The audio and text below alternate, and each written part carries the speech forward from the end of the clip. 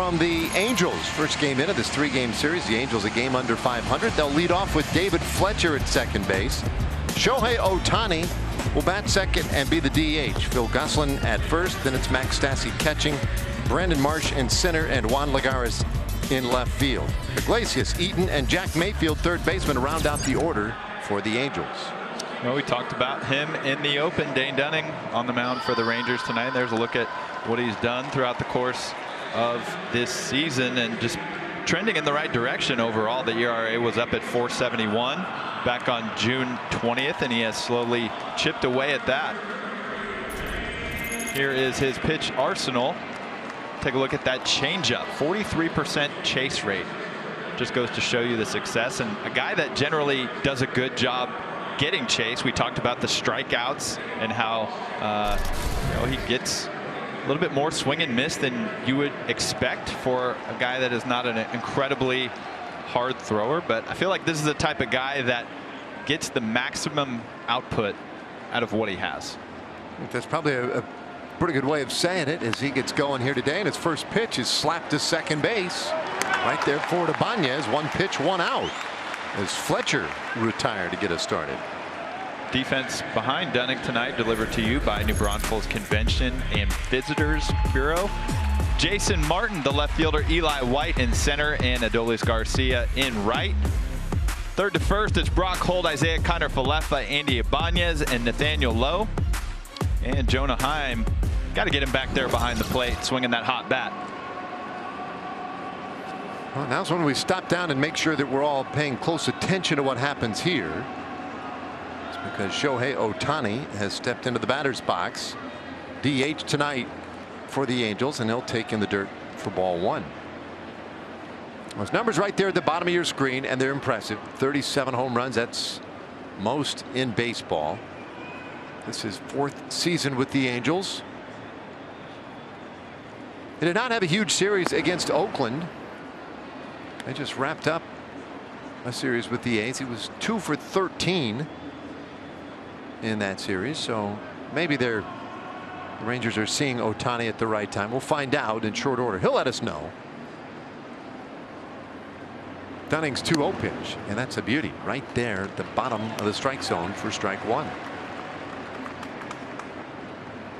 And for what it's worth, Ohtani 1 for 5 in his career against Dane Dunning with a lousy single.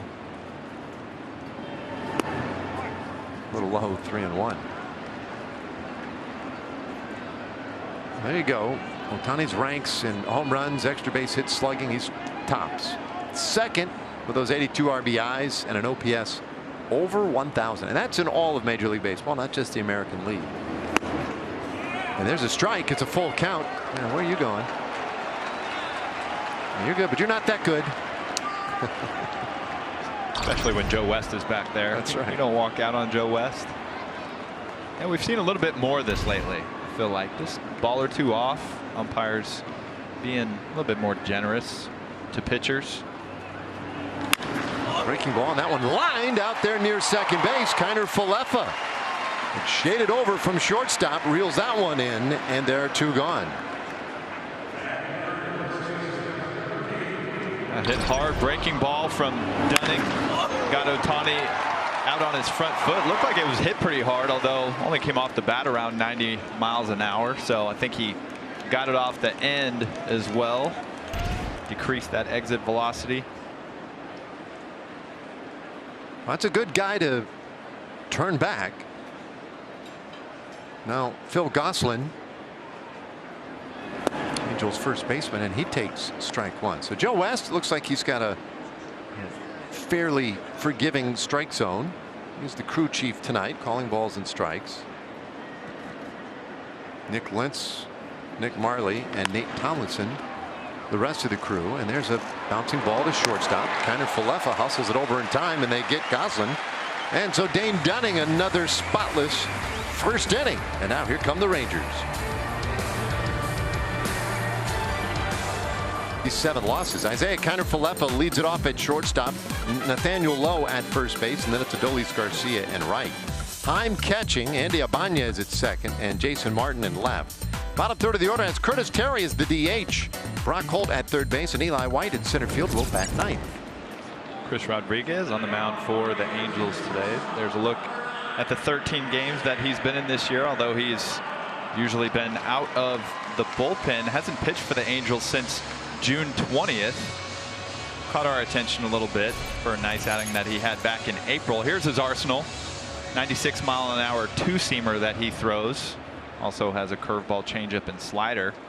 Season high pitch count is 41, so we'll see. I think he's done a little bit more starting at the minor league level this year, so maybe he is built up to this point. Well, his first pitch, good heat there, 94, right in there for a strike to Kiner Falefa. Well, Rodriguez deals low this time, 1-1. Isaiah hitting 255, 6 homers and 34 RBIs.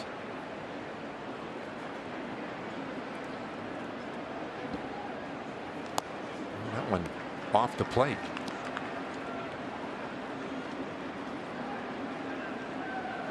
We'll see how long, and some of that will have to do with effectiveness for Rodriguez, how long they'll let him go today. This one in the air out to left field. Long run for Lagares, and he gets to it. And that is out number 1.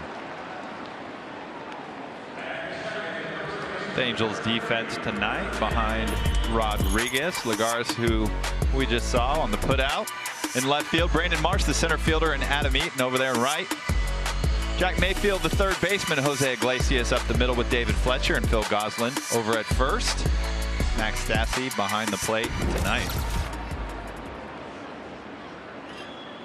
So kind of Falefa with a fly out, and now here's low, 254 average, and he puts this one on the ground right to David Fletcher, and just like that, 2 are out. And so Chris Rodriguez off to a nice beginning tonight, and he'll deal with Adolis Garcia. Choctaw marquee matchup today includes Adolis Garcia. 5 of his 8 hits this year against the Angels are for extra bases. He had the double, but 4 home runs. Jose Iglesias for the Angels, he's had a nice year against the Rangers, batting .400 and driving in some runs. And there's a first pitch fastball from Rodriguez. Very often that we see Adolis let a strike go by, usually very aggressive, but you can understand what he's thinking. Rodriguez had only thrown 5 pitches to that point, trying to get him to work a little bit in this first inning. Oh no, and a whole 0-2.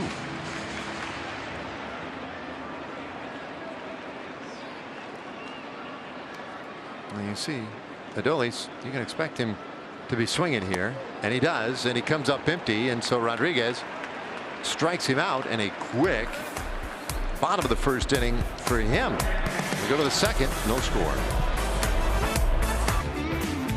And 2 young starting pitchers. Dane Dunning was really good in his half of the first inning. He'll get the middle of the order for the Angels here. Stassi, Marsh, and Lagares. And he yanks that one off the plate for ball 1.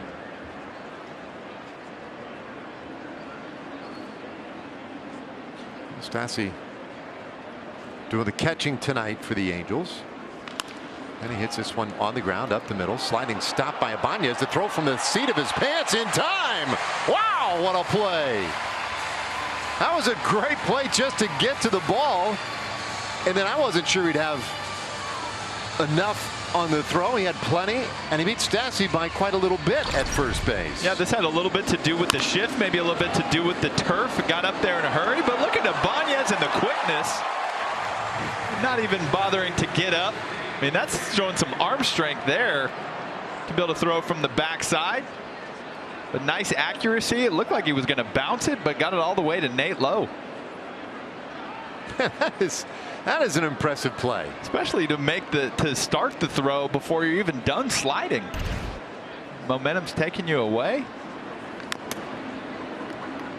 So now Brandon Marsh, left-handed hitting center fielder, Got a little Rip Van Winkle thing going. It was Charlie Blackmon at first. And so did I. There's a little bit of that too. Marsh 182 average. He's batting fifth today. Of course, this is an Angels team. We talk a lot about Shohei Ohtani, and for good reason. We're not the only ones. But they are without Mike Trout, widely regarded as the best offensive player in baseball. This one fouled away, strike two. They're up without Jared Walsh right now. He continues to rehab. Anthony Rendon has been out for basically a month now with a hamstring strain. Got Dexter Fowler on the injured list. And this is a banged up crew. And Upton's taking the night off tonight. There's a swing and a miss, and Marsh strikes out. First strikeout of the night for Dunning. 2 away. Well, there's that chase that we talked about. Good slider right here from Dunning. Sharp action below the zone, getting the chase and resulting in the strikeout.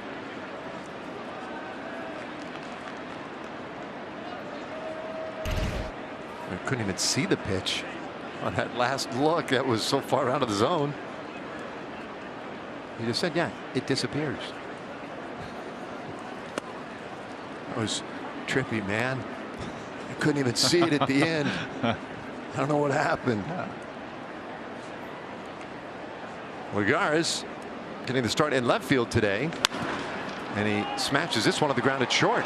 Long throw for Kiner-Falefa. It's high and it pulls low off the base. So Lagares is on. We'll see how that one scored. Not a routine play, but it seemed like a play that could be made. Yeah, we've seen Isaiah make this play before. Well struck in the hole. Obviously, when it takes you that far arm side into the hole, you don't have a whole lot of time to throw. Didn't look like he rushed it. Just not able to bring it down. Loaded everything that he could, but at that point, not able to try to get the tag down. Scored that one a hit. And I think I would disagree. When it goes as a hit for Lagares. Where's Boo? I need some Steve Buechele right now to talk me down. Iglesias the hitter. And he bounces this one up the middle and just past Kiner-Falefa. That one into center field, and Iglesias has a base hit. Back-to-back 2-out singles now for the Angels. I was about to say this one looked maybe a little bit more of a seeing eye hit, but looking up at that scoreboard, it's about 103 off the bat. I mean, that snuck through pretty quickly.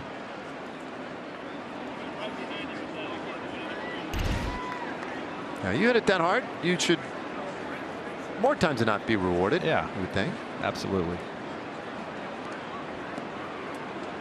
So now Adam Eaton with a chance to get the Angels on the board first in this series. I mentioned the Angels just wrapped up a series with Oakland. They dropped 3 out of 4. They were shut out in the first 2. And they got blanked 2 games in a row. Then the game that they won won 1-0. And the offense really scuffled. Then they lost the last game yesterday, and you see right there, part of it was an inability to execute in these spots. Just 1 for 16 with runners in scoring position against Oakland. And that's a little bit in, 1-1. So Joe Madden's club, and that was at home. You see what they did against Oakland, a 163 average. They scored 4 runs. 3 of them yesterday in a loss. So, I mean, that was not a lot of fun for them. And of course, then they leave home and hit the road. That's tight. 2-1 to Adam Eaton.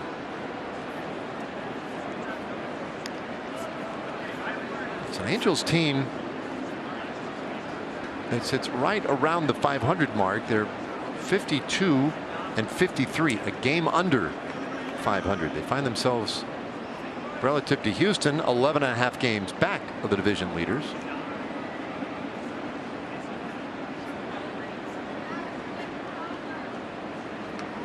Now Dunning will have a moment to reset. Eaton started the year with the White Sox. Angels signed him as a free agent a couple of weeks ago. He was released by the White Sox in, I guess, early to mid-July, right around the All-Star break, because that one shanked foul.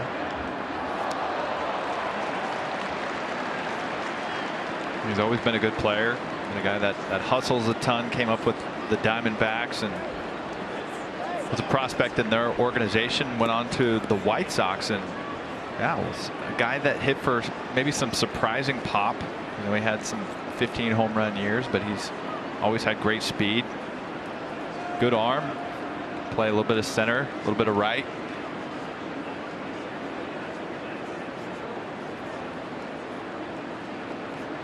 Two balls, two strikes. Breaking ball, that one flared foul. Well, they, you know, just another veteran type player that they slot into the mix in Anaheim. And, you know, we're seeing some of their younger players, mostly on the pitching side. But they basically, they lean a little bit more toward the veteran guys. No. I'm not sure exactly where I would put the Angels in terms of where their competitive window may or may not be. There's a swing and a little roller. Second base, and Ibanez got a good arm, throws out Eaton, and the inning is over. Angels leave a couple. We've played an inning and a half, no score. Place with this Rangers team. Moved up to 4th in the lineup today. Swinging a good bat right now. I think Mariners fans were, I don't know, missing Kendall Graveman over the weekend. I'm sure they were. So they traded away. There's a strike from Rodriguez. I'm sorry, a ball from Rodriguez. That was pretty close. Heim laid off, though. Let's see what the numbers look like now for Jonah there at the bottom of your screen. 8 home runs, 21 RBIs. And he takes another ball, 2-0.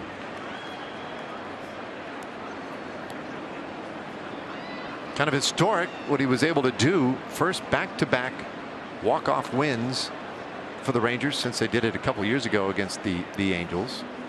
First time they went back-to-back home runs since Napoli and Gallo. There's a strike. 2-1.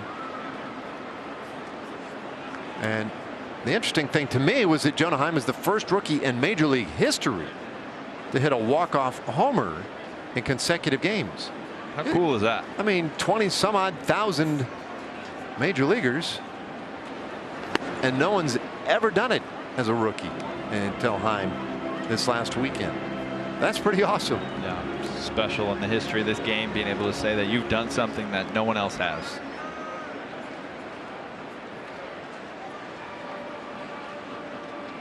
Two balls, two strikes on Jonah.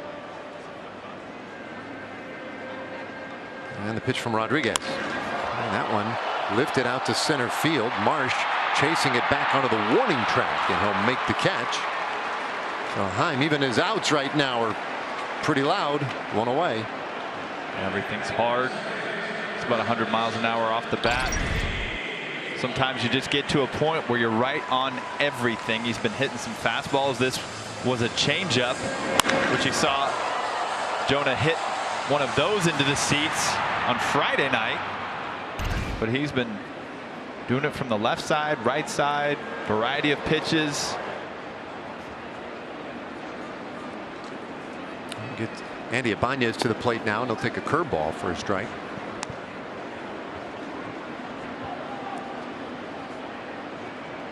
Ibanez at 231, 3 homers, 11 RBIs. Of course, he set up the heroics yesterday with a 2-run homer in the at-bat prior, and he gave Heim the chance to be the hero again. Low, it walked to open the inning. Ibanez hit the home run, and then And then Heim. 1-2. And Ibanez yesterday, he was the recipient of Mr. Hat. Heim had it the day before. He couldn't rightly give it to himself. That'd be weird. That's right. Oh, yeah, that one got him. Exactly where it got him now becomes the question. When you get hit up there, that tends to worry a manager and a player. Looked like right in the back of the hand, or maybe kind of on the bottom towards the knob of the bat. Either way, not a ton of meat there. So it's a scary place for any hitter to get hit. A lot of tiny little bones that can be problematic. Yeah. So he says he's okay. First time he's been hit this year. And he's aboard, Rangers' first base runner.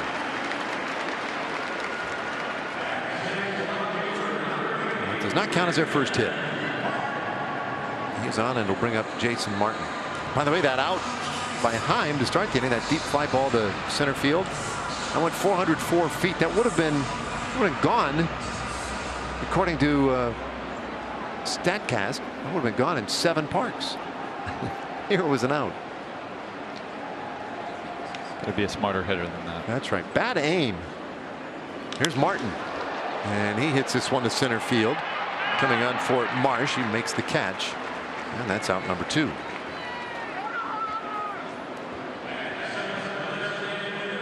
Well, the other story that we're hoping to tell tonight is the story of this guy getting his first big league hit. It's time for Terry. This will be his 7th game with the Rangers, and he has started off 0 for 20. He was hit by a pitch. He's also walked a couple of times, but an 0 for 20, that is the longest hitless streak to start a career in Rangers history.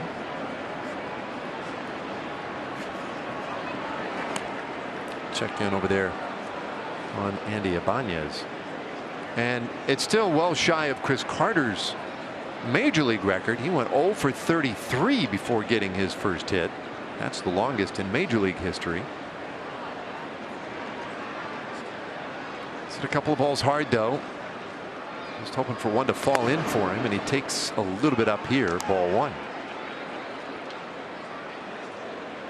He had been mashing the ball at AAA prior to his call up. He was hitting nearly 300 down with Round Rock in 65 games. With power, 17 homers. 2 balls, no strikes. Good job laying off those pitches at the top of the zone, and I think he's going to come to find out as he gets further into his major league career.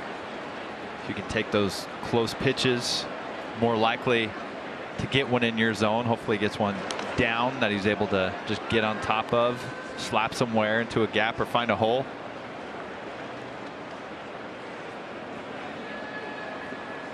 He's a former Tom Grieve minor league player of the year in the Rangers organization back in 2019. 2-0 pitch, and that was probably a pretty good one right there.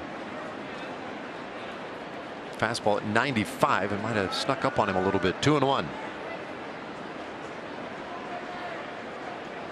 Remember Eli White last year? I think he went hitless in his first 17 at bats. He was hitting rockets all over the yard, though. There's a ball, 3-1, and that was one of those where with Eli White, you almost didn't even feel bad. I mean, you wanted the guy to get the hit, but like, he was hitting balls 105, 110 miles per hour to a left fielder, to a right fielder, whatever, just not getting the break, and you knew it was going to come for him. Let's see if he gets something here. 3-1, and that ball hit hard down the left field line, and that will be extra bases for Curtis Terry. Ibanez to third. They'll throw up the stop sign. A stand-up double.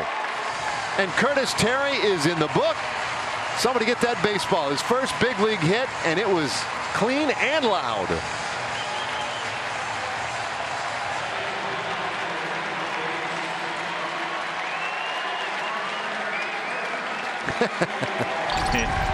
So great to see that baseball coming in, and he did the hard work that got him into the 3-1 count. Most likely, when you get into that count, you're going to get something good to hit. He knew it. He was on time, stayed on top of that fastball. And did he ever show the power that he's capable of? We saw him hit a ground ball the other night about 107 miles an hour. This one was right at 106. He's hit for the pop this year at the AAA level. He can do some things with that bat.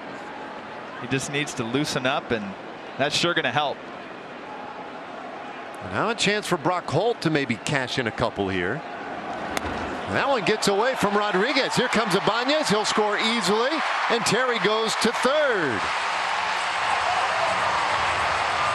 Well, that's where it got away from Rodriguez. It hit Stassi, though, in the glove. And the Angels have just gifted the Rangers a run. Now, we always talk about when a breaking ball backs up on you, how it can be tricky for a hitter. Well, I think it was tricky for the catcher also. Stassi seemed like he expected it maybe to break a little bit more. Obviously had to reach for it significantly out of the zone. Results in the first Rangers run. I got to assume that's a pass ball. Yeah, I think so. That one misses to Holt, and it goes to 2-0. Oh, wait for the scoring decision, but Terry 90 feet away with 2 out here. And okay, it is a pass ball. Matt Wise out here maybe just kind of slow things down a little bit for Rodriguez, making his first big league start. Looked awfully good in the first inning. But Terry got him for the first hit of the game.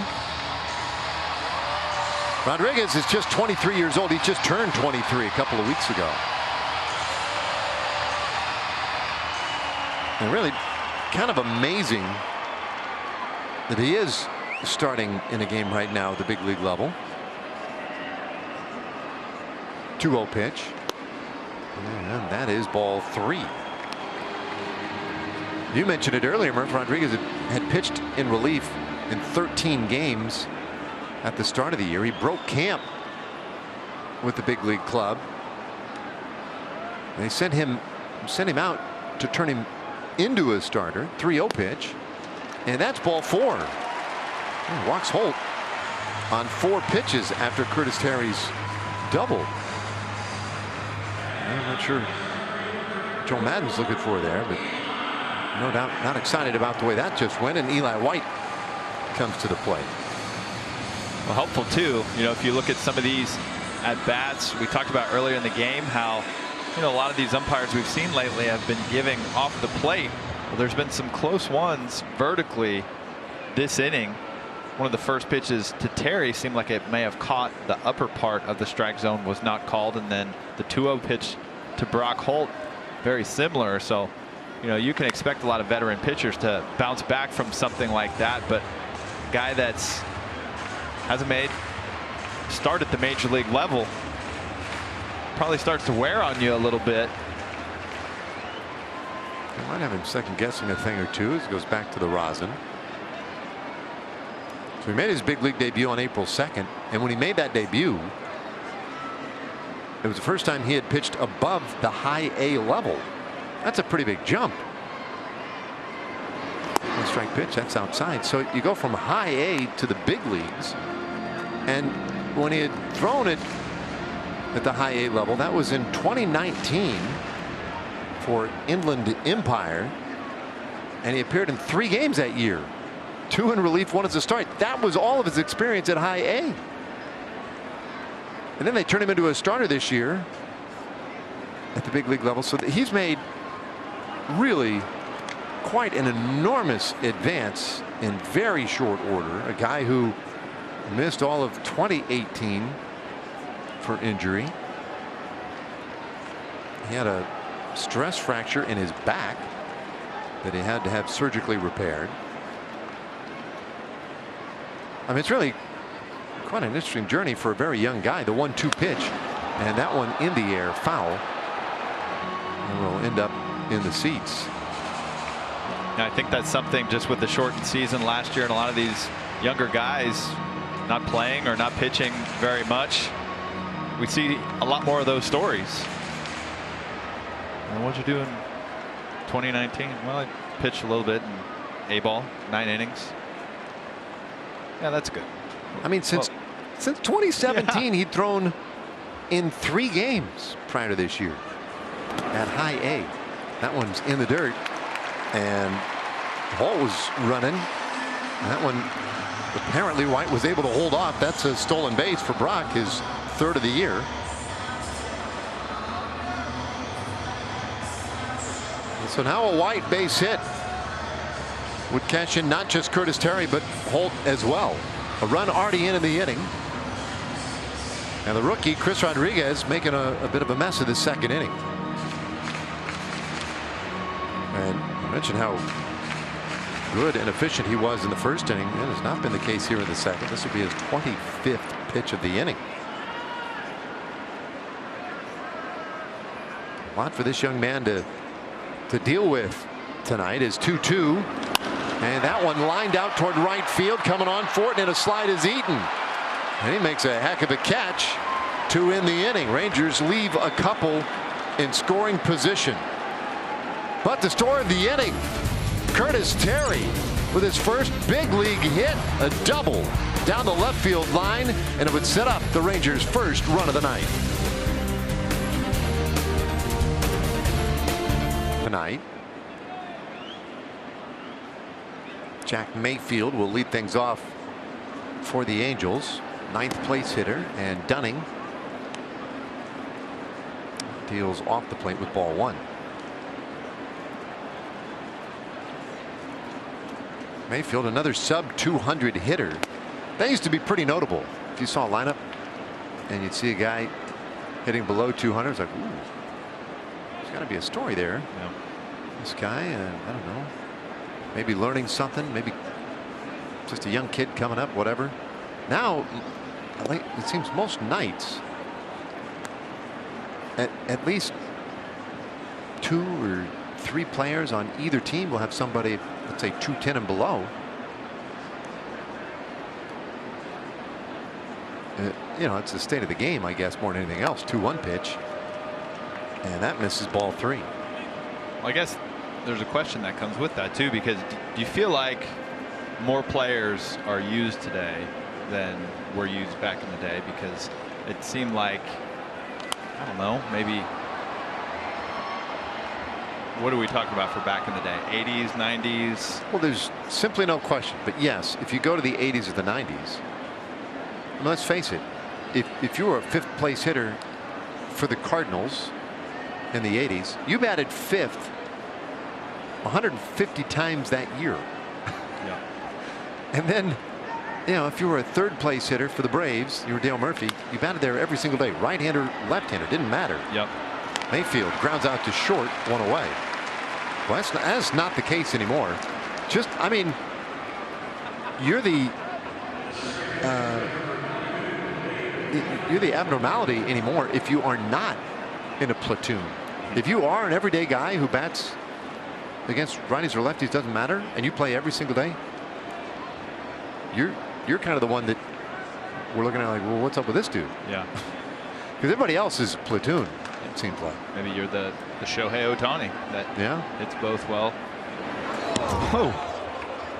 Well, and got away from Dane in a big way.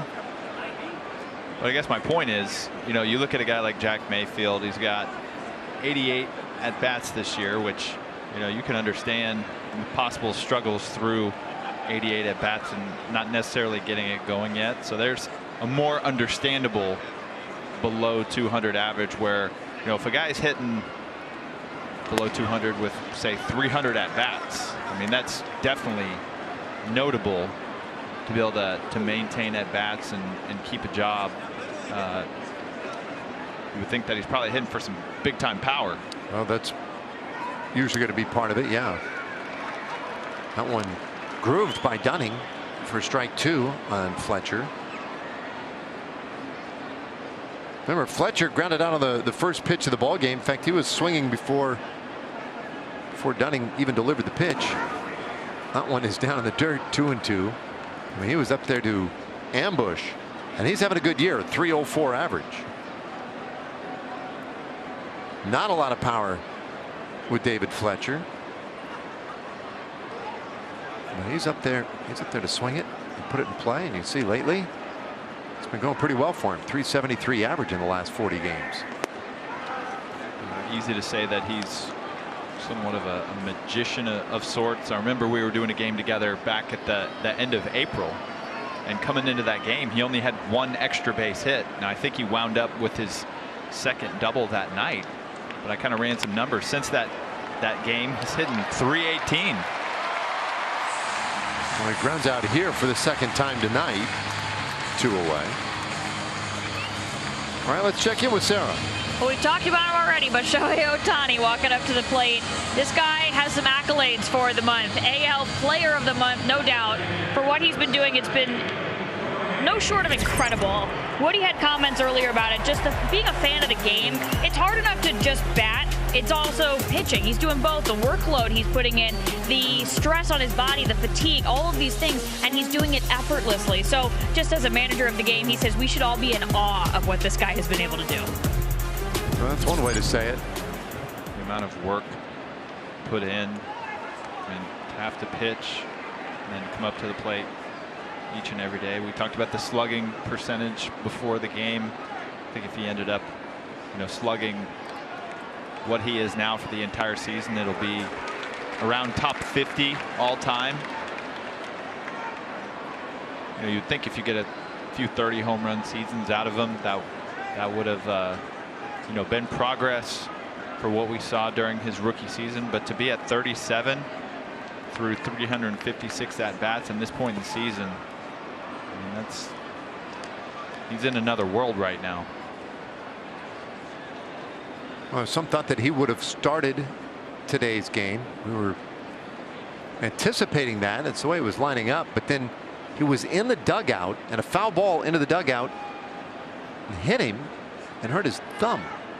And so now we're waiting to find out when he will pitch. It does sound like Joe Madden the day before the ball game made it sound as if we might see Ohtani on Wednesday, possibly Thursday. Right, Wednesday seems like the leading idea in the clubhouse right now, but we'll know more soon. He threw a bullpen today.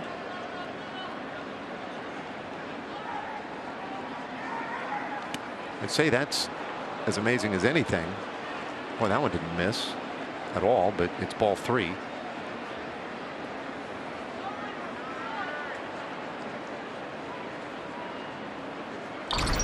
Here's that last pitch. You see Jonah set up outside.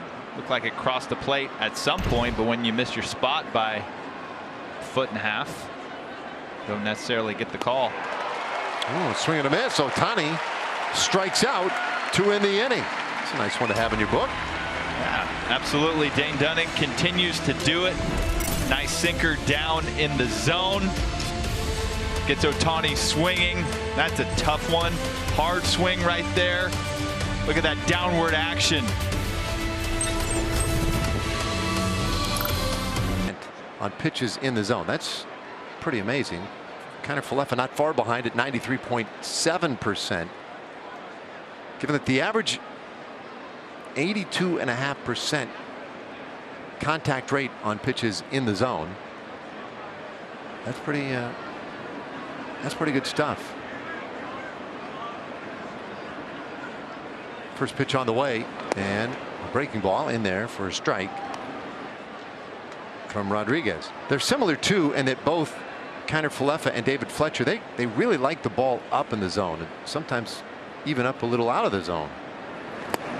I think my question would be, do you think that contact rate bothers them a little bit?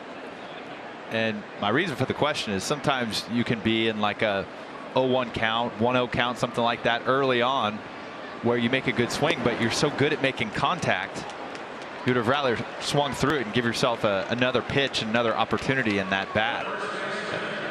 Instead, you find yourself with a weak ground out or something similar, maybe pop up something like that.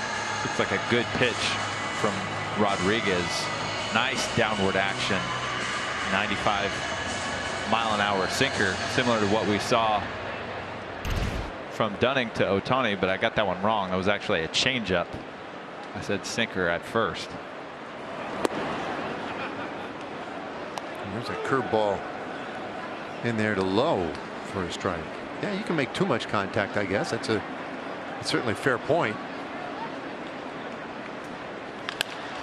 There's a chopper up the middle, and Iglesias is there, throws out low. And that is 2 quick outs here in the inning. Time for a Chevy game break. Let's check in with Rick Renner.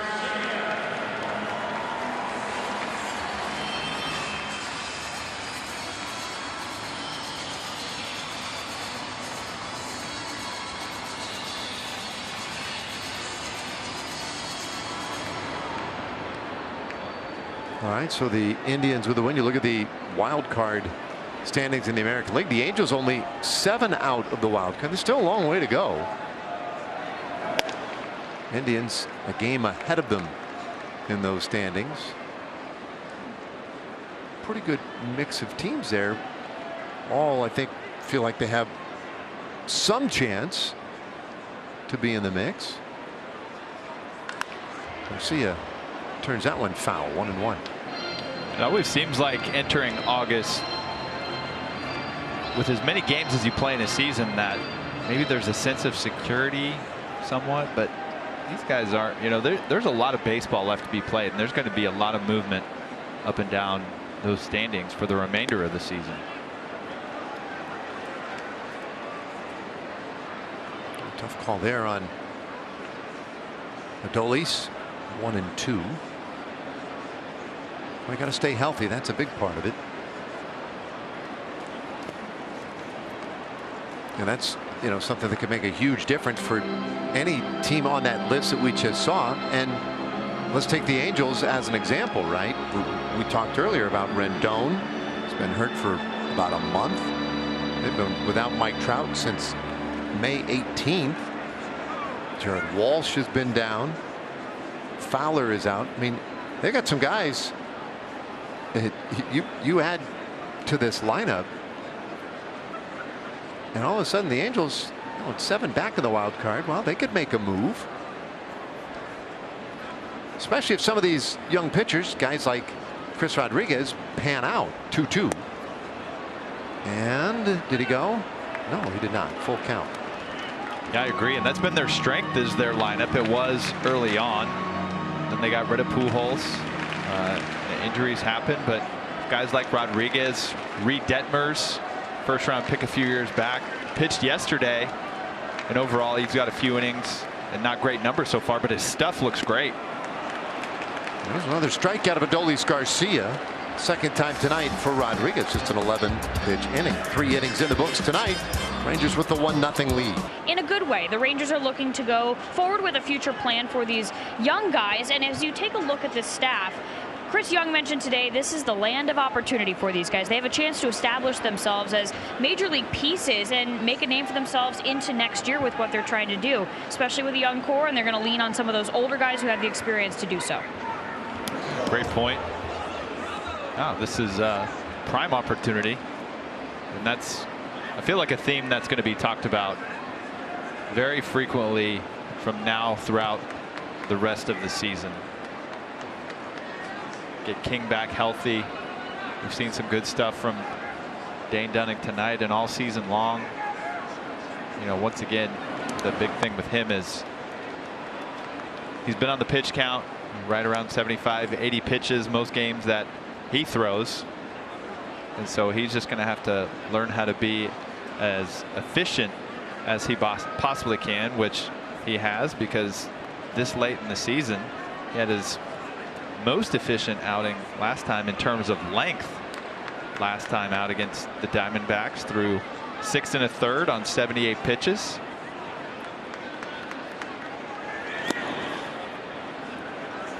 Well, he goes 3-0 to Goslin. Phil Goslin, third place hitter. Here in the 4th inning, Goslin, Stassi, Brandon Marsh for the Angels. I've been impressed with Dunning all year.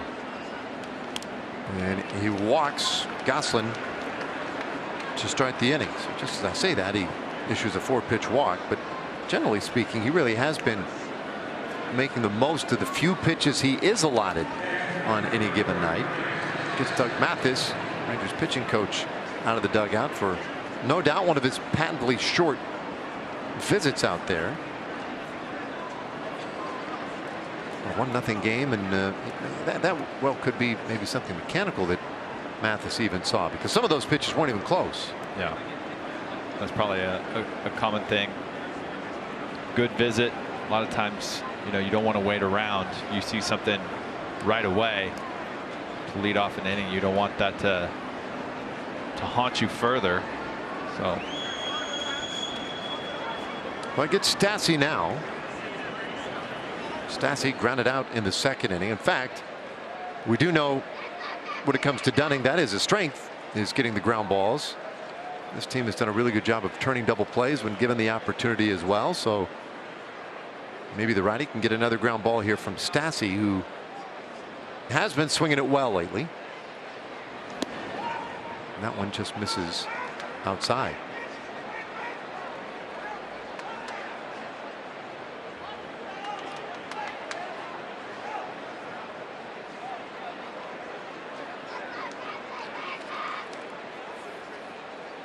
Well, 6-game hitting streak going for him.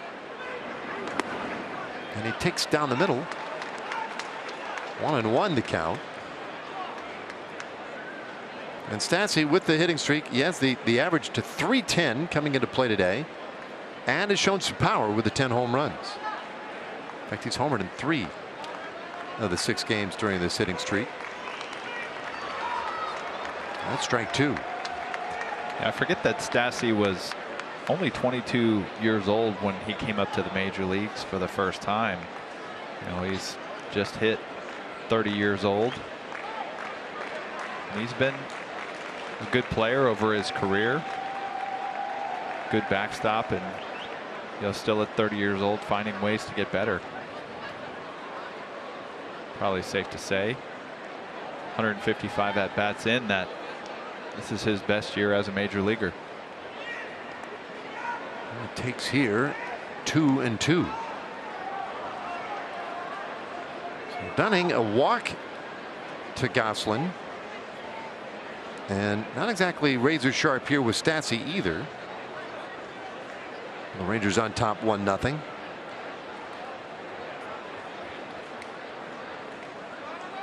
Dunning, 26 years old. It's his 21st start of the year. The 2-2 pitch, and this one's lined into center field. That's a base hit. Gosselin will pull up at second base on the Stassi single. First 2 men on.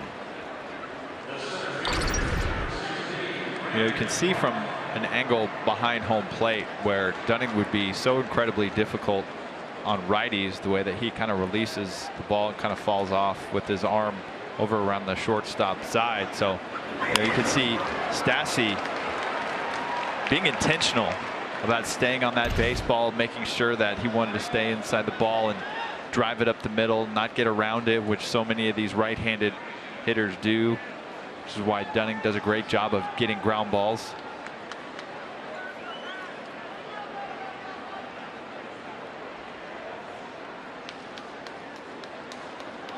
All right, here's Marsh, struck out in the 2nd.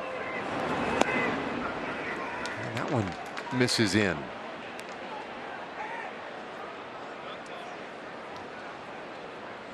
Marsh, a rookie, 23 years old, made his big league debut just after the All-Star break on July 18th. He had been at AAA Salt Lake prior to the call-up, and he had dealt with some injuries this year. And he hits this one on the ground, but slowly down to first. Lowe has only one play, and that is to get Marsh. Both runners do advance, though, and now 1 out.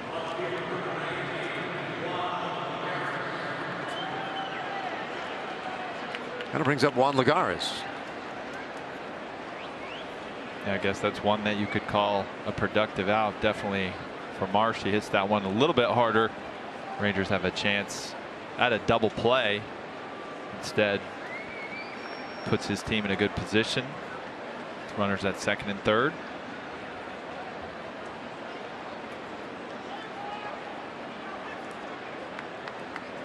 So Lagares had the infield hit in the second inning. So that gives him now a 10-game hitting streak. The longest in his career was 13 back when he was with the Mets in 2014. He wasn't even supposed to be in the lineup today. In fact, it wasn't until, I don't know, about a half an hour before the first pitch that he was put in the lineup. Initially, Joe Adell, who was called up today, was going to be in there in left field. There's a strike. But Adell, I think with Adell, they were having a little trouble getting him to the ballpark in time. He is here, as I understand it, and is available today, but didn't quite get here in time for them to comfortably submit a lineup with his name in it. So Lagares, at the last minute, was slotted in there.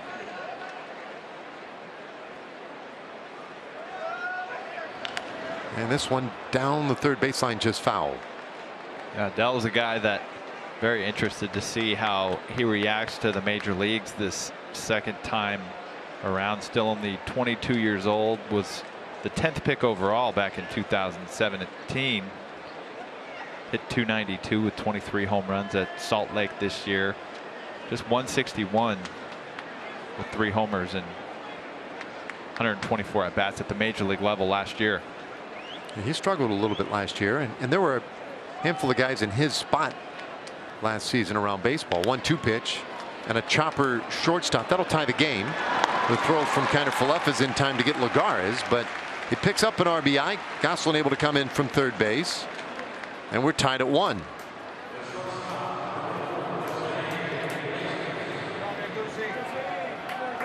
Stassi stays at second base. So some high fives. And the Angels talk about, hey, look, the way they've been scoring runs and they've been struggling with it. They're thrilled to get a run these days. Maybe not the most attractive way to do it, but either way, good job manufacturing a run. And on the Dunning side of it, just goes to show you how important it is. You know, we talk about 2-out walks and leadoff walks so frequently. In that case, the leadoff walk came back to haunt him.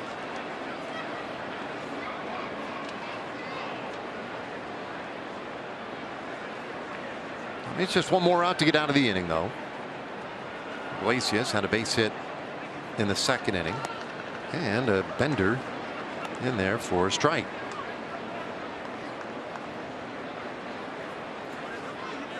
Iglesias now 31 years old. His 10th year in the big leagues. First year with the Angels. He missed some time this year with a hamstring strain. They have dealt with a lot of injury this year in Los Angeles. And that one down the line foul. It's 0-2. Iglesias, originally from Cuba, signed by Boston back in 2009, and eventually was named to the All-Star team, I guess that was about 6 years ago, in 2015 with Detroit. He's been around a little bit.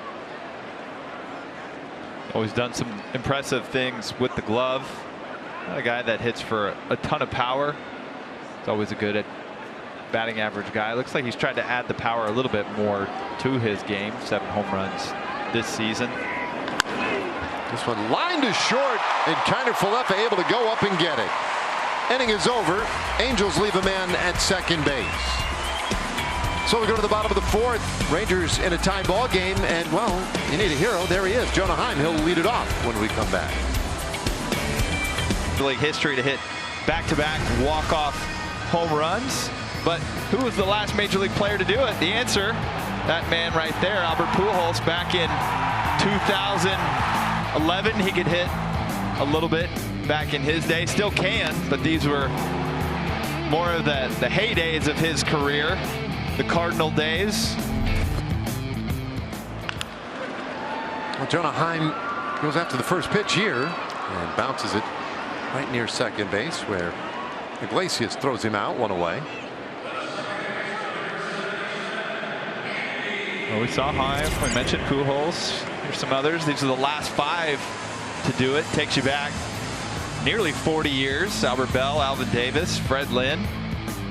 Pretty rare accomplishment. Well, nothing as impressive as those collars on Lynn's uniform, though. That's something right there. First pitch now to Ibanez in there for a strike. Well, the numbers for Ibanez, 3.02 average. Since the All-Star break, he's been doing a nice job. Was hit by a pitch earlier and eventually scored. He takes another strike. It's 0-2. Yeah, he was the one guy that was performing pretty well on that 10-game road trip where Rangers offense was struggling a little bit. He has continued that hot hitting and adding in the power. Well, he whiffs here, and that's another strikeout for Rodriguez. So the young right-hander starting to look pretty good. He's got a nice sinker. The more you watch this guy, the more impressed you are. We talked about that outing that he had back in late April. You know, it was a game where Dane Dunning started for the Rangers. Alex Cobb started for the Angels, only went 2 innings. Rodriguez came in, tried to shut things down. And at that point, the Rangers had the momentum in the game, having scored 3 runs and knocking out Cobb. But Rodriguez shut the door over 3 1/3, only gave up 1 hit, struck out 1. That was really kind of the beginning of noticing who he was. Before that, kind of a relative unknown. Send him out to make him stretch him out anyway, to the intent of getting him back up to start. And so here he is. And Madden said before the ball game, maybe 90 pitches for him, so that's not an insignificant number of pitches. Give him some room to get into this game a little bit tonight. What Detmer's going yesterday for them, and he's their top prospect. Makes this guy Rodriguez their second best pitching prospect in the organization, and he's pitching well here tonight. That gives them a little hope going forward. A bouncer over to the first base side, and that's an easy put out of Martin. Well, Rodriguez makes it look simple again in the 4th. 5th inning coming up, tied at 1. My specials, and use that promo code FAMILY. Well, Dunning goes to work here. Adam Eaton leading it off, then Jack Mayfield, and then the Angels will turn that lineup over for a 3rd time against Dane. Fires a little bit low, 2-0. Run on 3 hits so far against Dunning. Rangers have a run on 1 hit.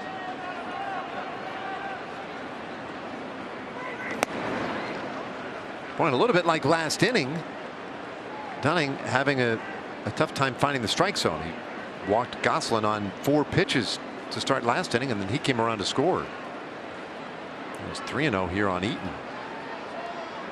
Yeah, a little bit ironic how, you know, we've talked a bunch this year about Dane Dunning's early struggles of ball games and maybe having a difficult time getting out of the 1st, or performing well in the 1st and then starting to roll from there. And this game's kind of been a little bit of the opposite. Overall numbers great to this point, but breezed through that 1st inning and maybe just struggling a little bit more with command than he did in the 1st.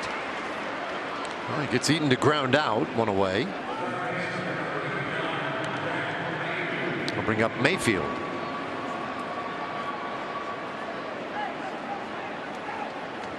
So Dunning has a pitch count at 66 so far. And again, that's always the story with him, the number of innings and or the number of pitches. The Rangers have been very disciplined about keeping that pitch count in a certain range, and that is usually in the 70s, maybe to 80 pitches. I think he's gotten to 80 plus 3 times, including a game here against Seattle where it took him 89 pitches to get through 5 innings, and that was mostly just about trying to get him through that 5th.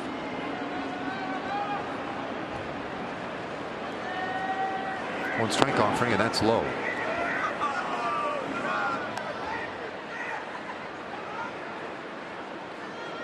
Well, Mayfield grounded out in the 3rd inning. He's 0 for 1.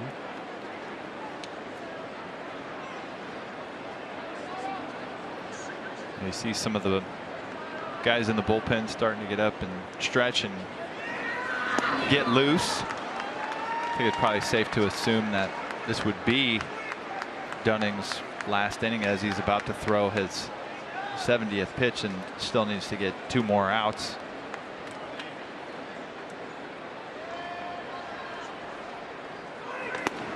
That one looked pretty good. It is strike 3 to Mayfield. Well, strikeout looking, the 2nd out of the inning. Good action bringing that back. Starts a little bit off the plate, runs it back on. Joe West has shown that he's being a little bit generous, not afraid to give a little bit off that outside corner, and that's close enough.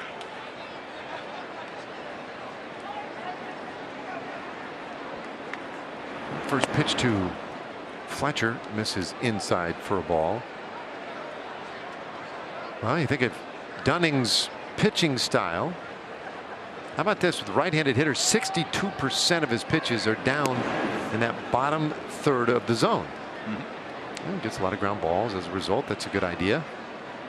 That's the 8th highest percentage among major league starting pitchers. And really with David Fletcher, that's kind of where you want to be. That one missed, and it's 3-0. We're talking about Fletcher being a guy who likes the ball up a little bit, and these hot zones give you a pretty good idea of that. You're best off trying to pitch him low in the zone. The 3-0 pitch, that one is up, but in there for a strike. Yeah, if it's middle down, he hits it a little bit. And this is a guy that just has magical powers with that bat. Seems like he can put the bat on the ball wherever, but obviously 2 outs tonight. You think that this is a very favorable matchup for Dunning, just not able to throw a strike this particular at bat. And Fletcher, not a guy that walks a ton. Nope, just the 18th time this year. And the problem there is that you hate to put a runner on unnecessarily ahead of this guy. Shohei Ohtani, who is lined out and struck out tonight. He's 0 for 2.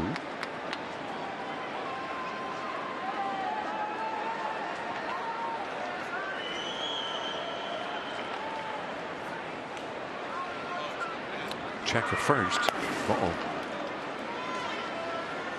Well, we said that Ohtani leads the league with 37 home runs, and we're going to show you all of them. StatCast powered by Google Cloud shows you that home run spray chart.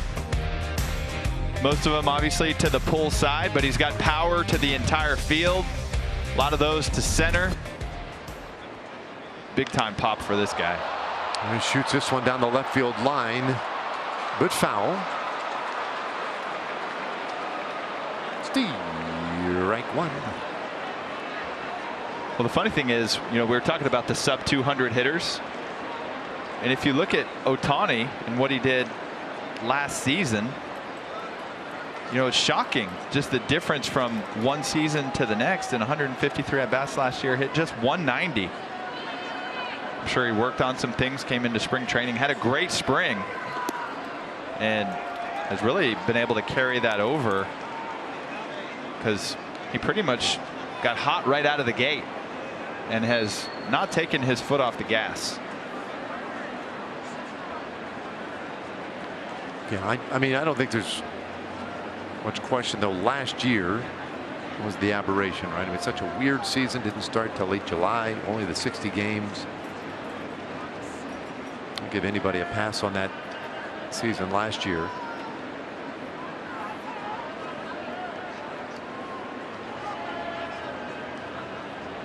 Ohtani waiting.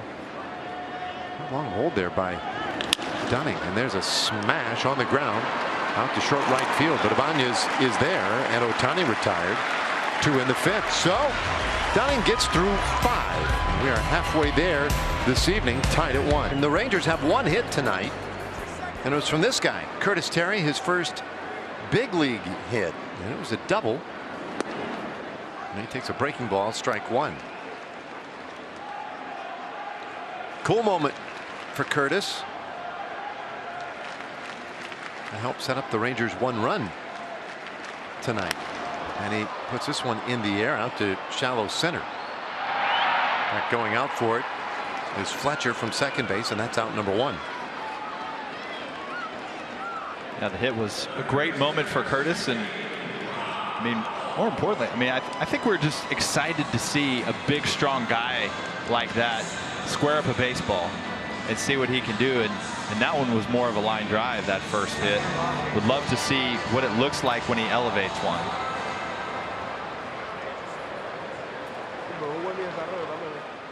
Brock Holt now. He's fun to watch during batting practice, Curtis Terry. I mean, you see the type of power he has during BP, but there's a big difference between making good contact at 5 o'clock in the afternoon and between the hours of 7 and 10 p.m. 0-2 the count on Holt.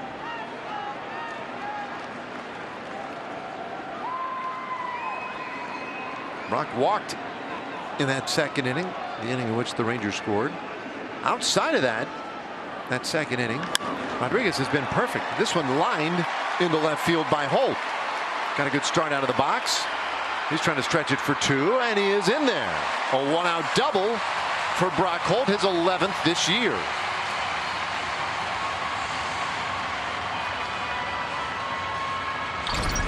Those are some fancy bat to ball skills. This kind of swipes that bat through the strike zone. He's done it for a long time, Brock Holt. Love the aggressive base running. Lagares is a guy that's great. He's always been a good center fielder. Still a good defender out there in left. Great arm, and Holt able to slide in ahead of that tag. All right, that's a big double. He's in scoring position now for Eli White.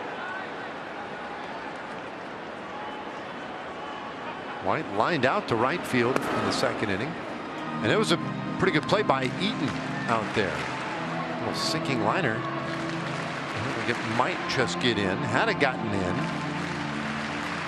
that would have been trouble.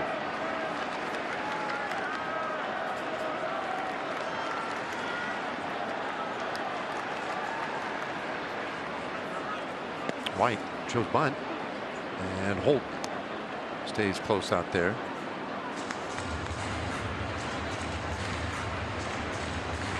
One and 1 the count. Rodriguez going to the pocket for that, the little card, the cheat sheet that these guys are using these days. They got it figured out. He and Stassi coordinate. That's with a runner out at second base. Can't be too careful these days. Rodriguez, he's the 12th different starter that the Angels have used this year. 1-1. Joe Maddon today said before the ball game, like, this is the right time. Let's see some of these guys. Detmers yesterday, Rodriguez today. You know, we showed the wild card standings earlier, and the optimist could say, yeah, they're in it. They're 7 games out of the wild card. But the realist, I think, in Joe Maddon says, okay, fine, but I think we need to start thinking a little more long-term right now. And so let's see some of the young pitchers coming along. See what we have. Make that determination anyway before you get to the offseason and have to make some decisions on the free agent market, right? I mean, if you're thinking, hey, well, we got Detmers and Rodriguez locks in our rotation. Well, that makes a big difference how they allocate their resources in the offseason.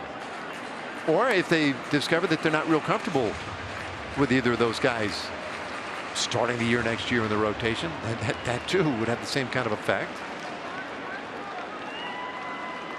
And you even throw in a guy like Jose Suarez, the scheduled starter for tomorrow, another guy that has gotten the bulk of his innings out of the bullpen, but his ERA is 3.5, and so much of the talk for this team over the years has been pitching. They've had Trout and Pujols, and they've added Ohtani and some pretty good offensive players around them, but they just have not been able to get the job done. And so many teams go into rebuilding mode, and even though the Angels haven't been able to win, when you have the type of money invested in Trout and Rendon and players like this, you're always in win now mode. So I guess essentially you made a commitment that you're going to do the best that you possibly can each year to put a winning product on the field. Bouncing ball up the middle, could be 2, and the throw to first won't get there in time. Kiner Falefa beats it out to keep the inning alive. Good hustle out of the box there. Well, we have time now for a Chevy game break. Let's check in with Rick Renner.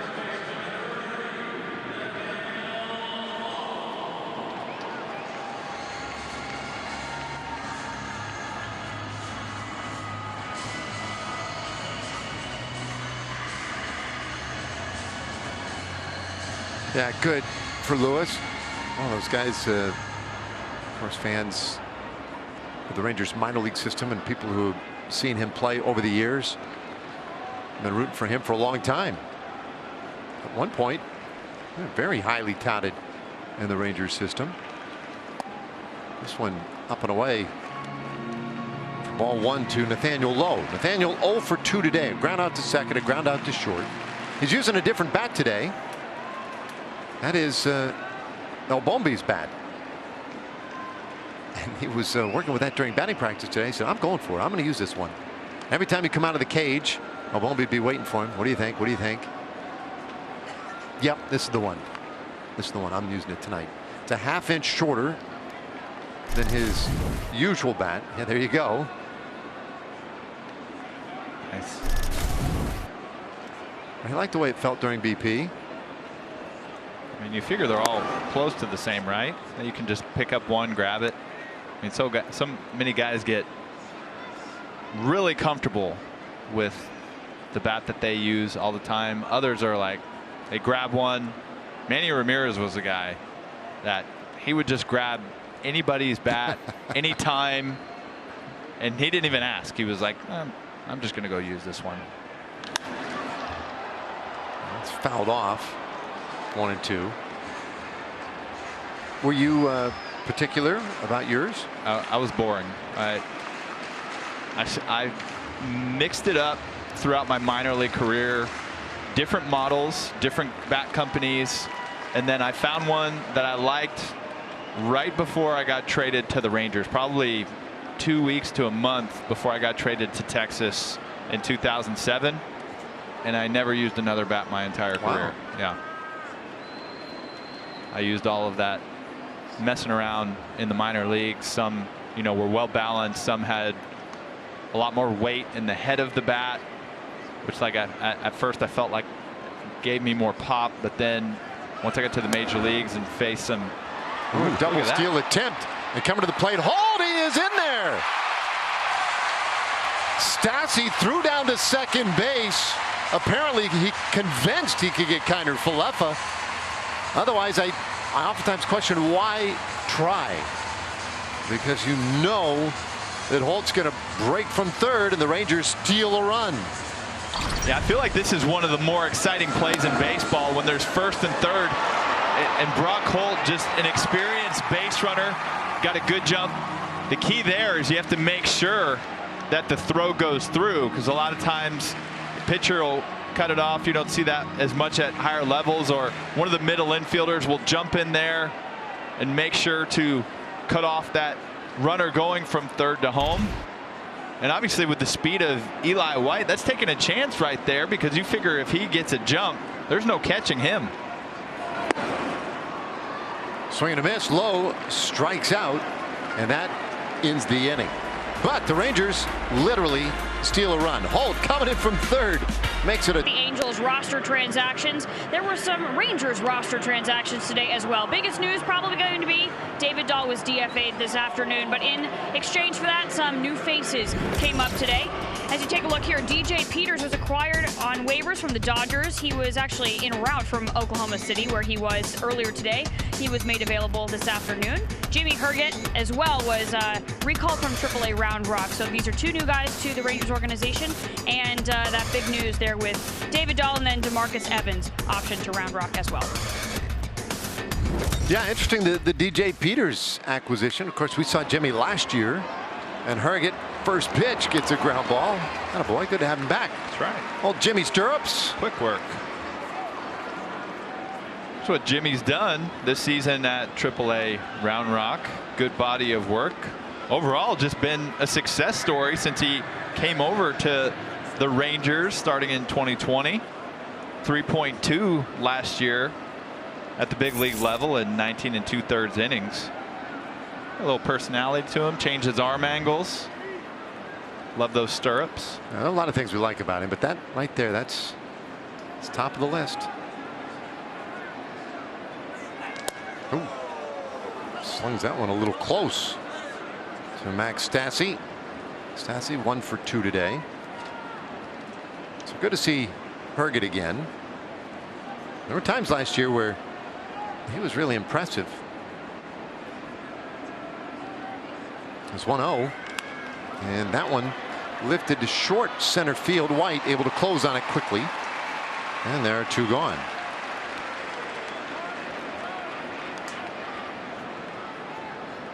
And we'll bring up Brandon Marsh.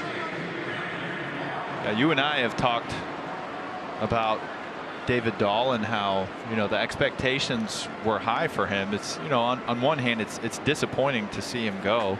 You know, he did get 200 at bats, and you'd think that when he started to get more, that the true colors would shine through and he would start to become that former all-star that he had been, but just was not able to break through the way that he wanted to, the way that the Rangers wanted to. And when you're a young team that's trying to figure out your future, it kind of makes it difficult to maintain a roster spot.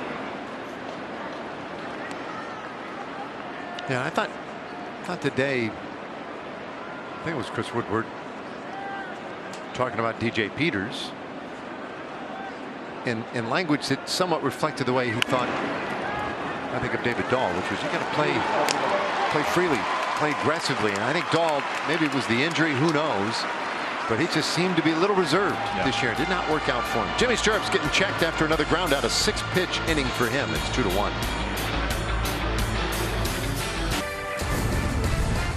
All right, Adolis Garcia, Jonah Heim, and Andy Ibanez this inning. And the first pitch from Rodriguez bounced down to third base. Mayfield is there. His throw is high, but brought down by Goslin. And his tag on Garcia is the first out of the inning. We'll slide over a moment to hear from Kia. It's summer, so wherever you get out and go, you can count on a Kia to take you there.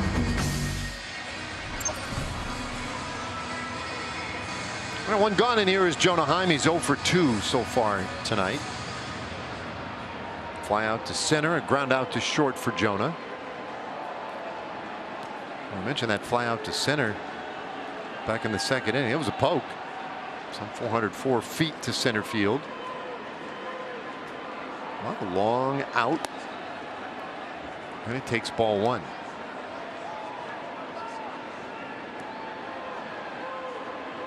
I think the key for Jonah, you know, with the recent success that he's had, is just obviously to stay in the same place. You know, there's times as a hitter, and that probably starts on the mental side, where you start getting really comfortable and you start to show some good performance and good success, and you can get to the point where, oh, hitting home runs easier than I thought.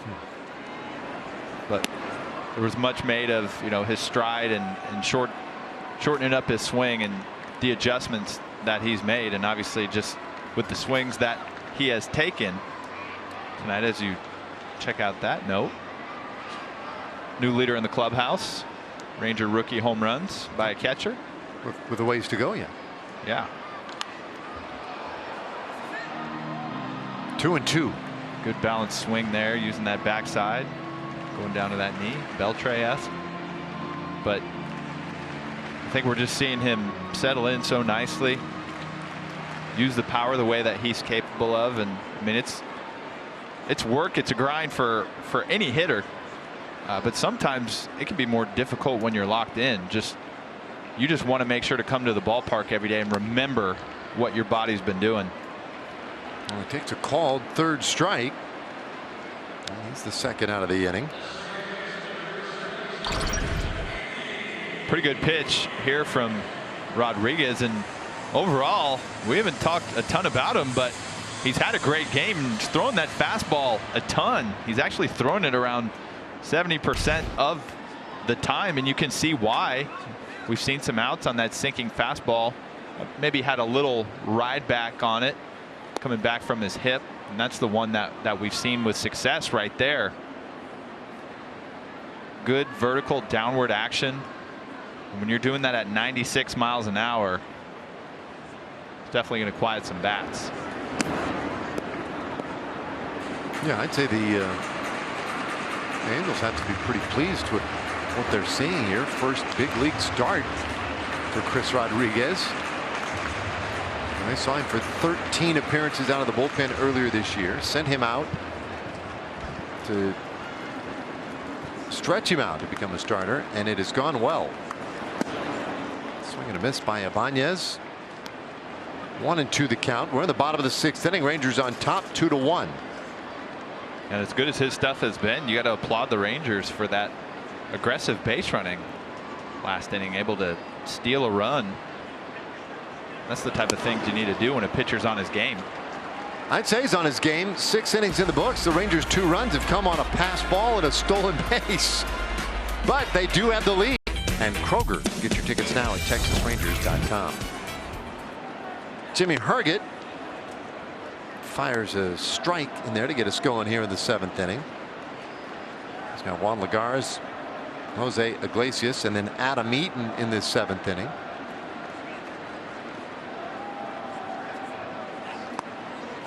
Count 0-2. The Angels scored their run in the 4th inning on an RBI groundout. So we have 3 runs total in tonight's game. 1 scored on a groundout, 1 scored on a pass ball, and the other one scored on a double steal.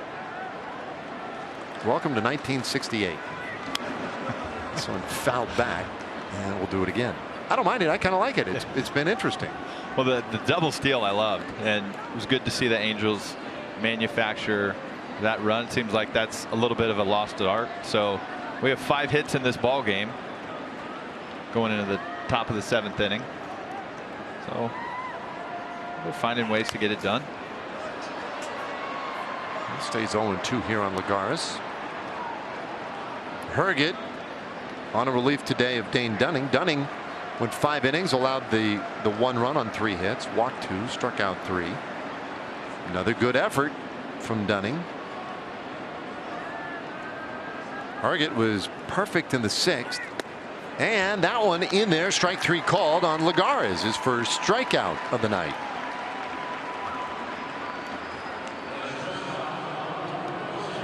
Just a great feeling watching Herget pitch tonight. You know, you see the opportunity that's in front of him. We've talked look at that arm angle too. When it's coming from that arm angle in a right-on-right matchup, makes you freeze a little bit. And if you don't pick up that spin right away, you think it's a fastball that may be coming at you. Buckles you a little bit. Ooh, that looked like a strike. Consistent, not giving that one at the top of the zone. But, you know, we mentioned some of these guys, these rookie pitchers, Josh Sborz and company. And Herget's, you know, a younger guy that's getting opportunity and just nice play. Long run, lots of ground to cover from Jason Martin.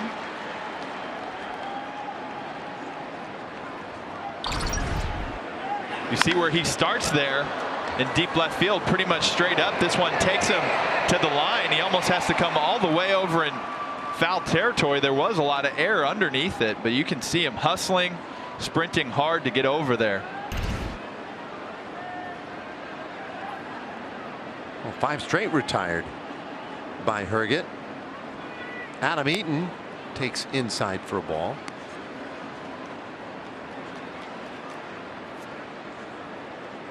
But maybe getting back to the comparison of what we were talking about with David Dahl, and maybe the mention of him not necessarily being aggressive like the Rangers had hoped. Well, you see that on the pitching side also, of a pitcher that trusts his stuff is going to come right after hitters, and we're seeing that from Herget tonight, just filling up that strike zone, using a variety of pitches, and just pitching with a lot of confidence.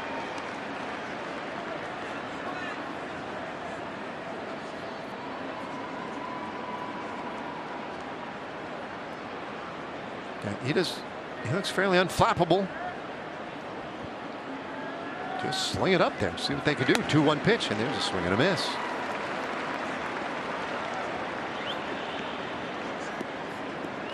Well, it's basically what I remember from him last year. I enjoyed watching him throw last season.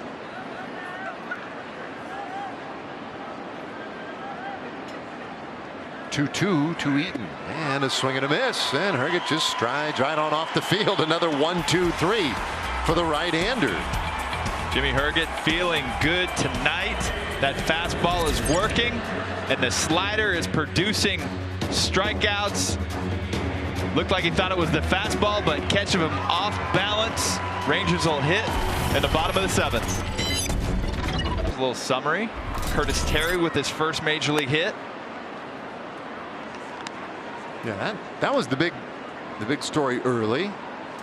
Now the story late has been the good relief pitching of Jimmy Herget. Meanwhile, a chance for the Rangers to add an insurance run or two here in these late innings. 7th inning, Jason Martin hitless in his first 2 tries. He gets ahead 2-0.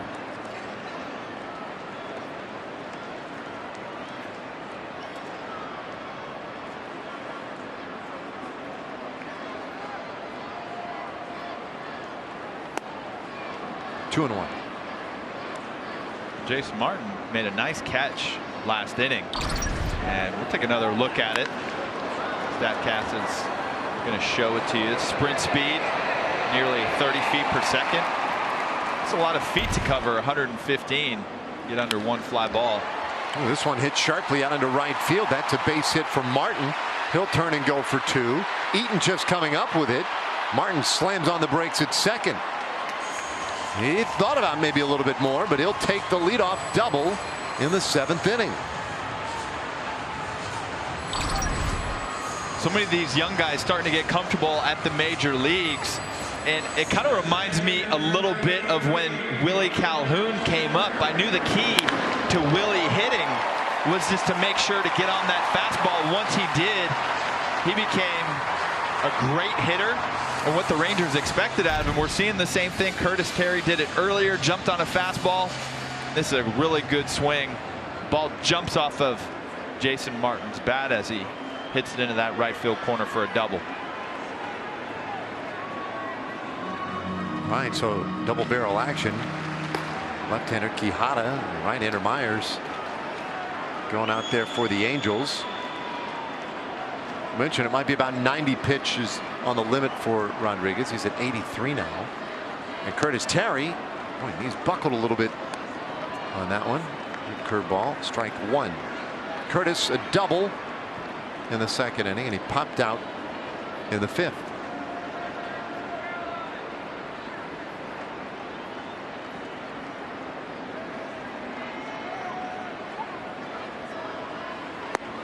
That's a little bit low. 1-1. Well, it's been pretty smooth sailing tonight for Chris Rodriguez. Outside of that 2nd inning, or hit batter and a walk created a little trouble for him. He hasn't had to push it very hard in any one inning, really. Ooh,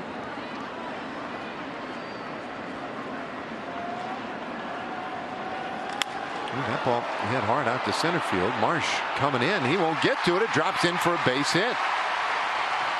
So I think Marsh and I might have overestimated that one. And we saw a similar one, I think, yesterday. That Terry hit it so hard, but just got it off the end of the bat, so was not able to fall in. Maybe got this one a little bit more towards the end. Marsh seemed like he froze for a second. A lot of times when an outfielder puts that glove up prematurely right before the ball gets there, you know that he's trying to deke the base runner.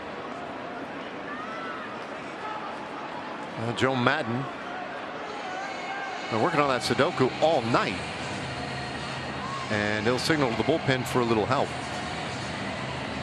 That'll do it for Chris Rodriguez, and he's going to be responsible for those 2 base runners, but I know he's not thrilled. That was a pretty good effort in his first big league start. He leads trailing 2-1. Evening. Now, Murph, you mentioned before we went to break that there was a little resemblance of Jason Martin and Willie Calhoun. Well, good for the Rangers fans. We have a Willie Calhoun injury update. As of yesterday, he did post on social media. He was able to hit a ball off a tee. Now, that's a good sign, obviously getting him back in full health. But as you can take a look here, he's had some trouble with the injury bug, and he's definitely itching to get back. So it'll be good to have Rangers fans have that progressive step to see him back out here on the field. Yeah. Love getting Willie back out here. Guy that we really know how much he can hit. Guy that we know how much his teammates love him. That would be a welcome addition to this lineup. Yeah, I think, and everybody has sort of situations like that coming down the stretch, but that'd be a nice pickup for this team. Mike Myers making his 50th appearance for the Angels. Overall body of work for Myers here in 2021. Of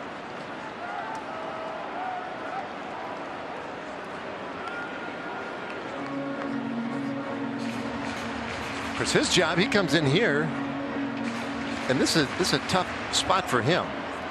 Runners on the corners and nobody out, and we keep track of a stat for relievers. Inherited runners. He inherits these 2 guys. How many of them score?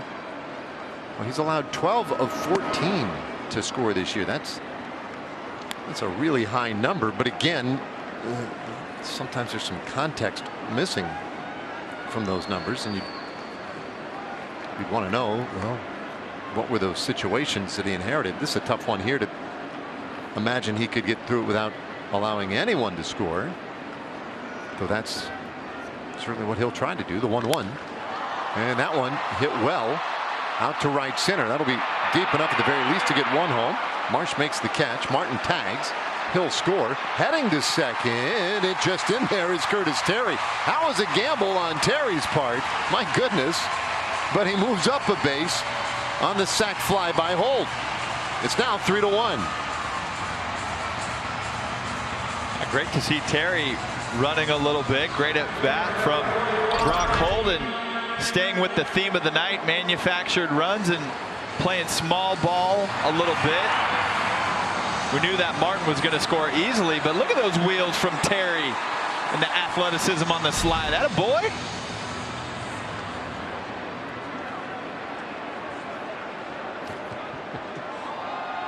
He got there. And so now, of course, he's in scoring position for Eli White. 1 out. The other thing, of course, is that removes that chance of a double play ground ball, too. There's a ground ball foul. Strike 1 on Eli, who is 0 for 1 with a walk. Lined out to right field in the second. Now, with all these manufactured runs and pass balls and double steals, didn't even mention that Curtis Terry was the first hit for both teams with the runner in scoring position, but I guess the way that it ended up, and Jason Martin not being able to read it off the bat, understandably, since it was difficult right in front of Marsh. That one hit with runner in scoring position didn't even result in a run.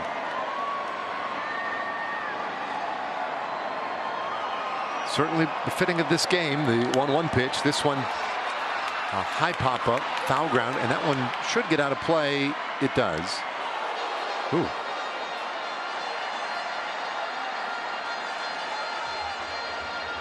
There we go. Great job by that dude. Ice cream and a baseball. What more could you want? One more hand. he had all he could handle right there. And Myers going to that same card, making sure that he and Stassi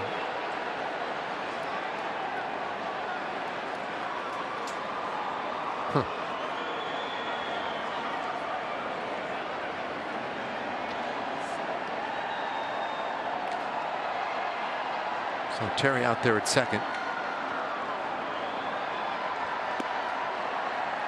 And that is strike 3 called. White held off on the breaking ball, but it just did nibble off a corner. 2 gone. It's a tough one right here, where as a hitter, you just need to tip your cap.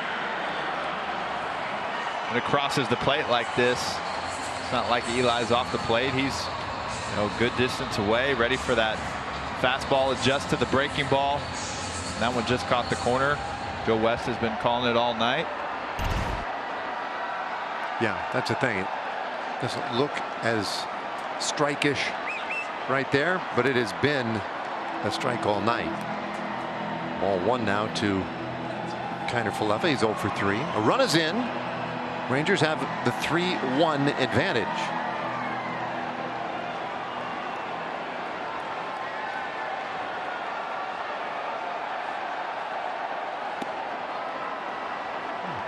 There's a strike. 1-1. That's the one that he has not been given. He's been consistent up and down about staying inside that box, giving a little bit in and out.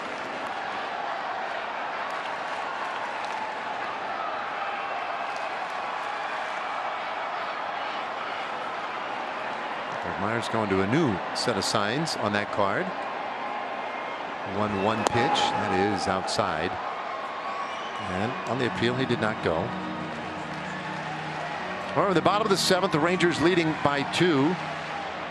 Murph, it's great to have you here again tonight.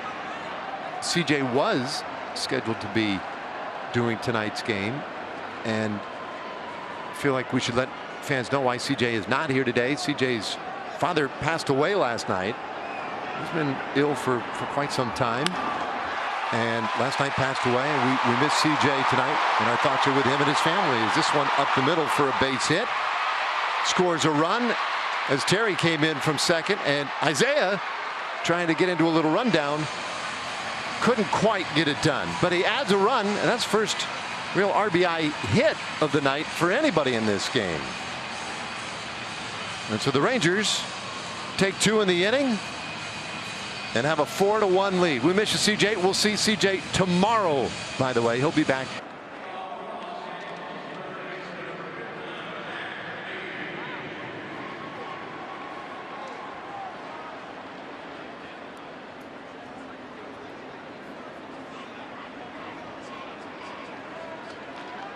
Yeah, you'd understand a little frustration for the Mariners after that series here over the weekend. Meanwhile, here 8th inning, Rangers now with a 4-1 lead, and Joe Barlow has come out of the pen after 2 really good innings from Jimmy Herget. Barlow continues to be a nice surprise on the back end of this Rangers bullpen in 10 games this season. We saw him 2 nights ago. Struck out the side in his inning of work against those Mariners. It's a little high. 1-1. Well, gets the 9th place hitter, Jack Mayfield, and then Fletcher and Ohtani in this 8th inning. Rangers up by 3. And a swing and a miss. That's strike 2 on Mayfield, who's 0 for 2 tonight.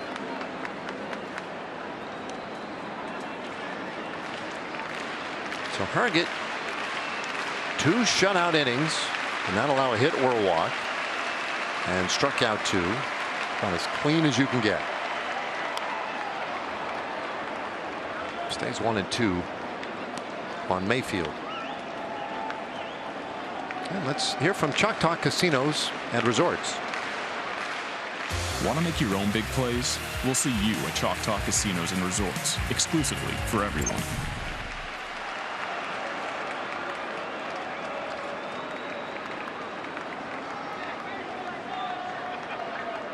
Barlow readies again.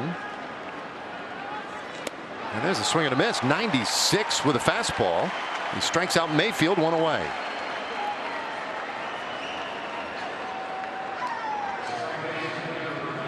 We saw that strikeout right there. Let's take a look at what he did back on Saturday. As mentioned, nice surprise that he has been. Breaking ball right there. Another one to J.P. Crawford. Finishing off Mitch Haniger with the fastball. Great stuff, and I don't know if he came into the season expecting to be the 8th inning guy at any point for the Rangers, but he's definitely earned it.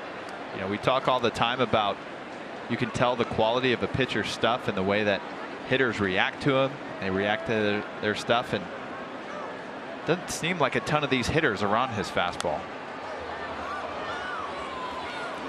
Oh, he gets ahead of Fletcher here now, 0-2. Good pitching today for the Rangers. Dunning's 5 strong, Herget 2, and now Barlow trying to add to it.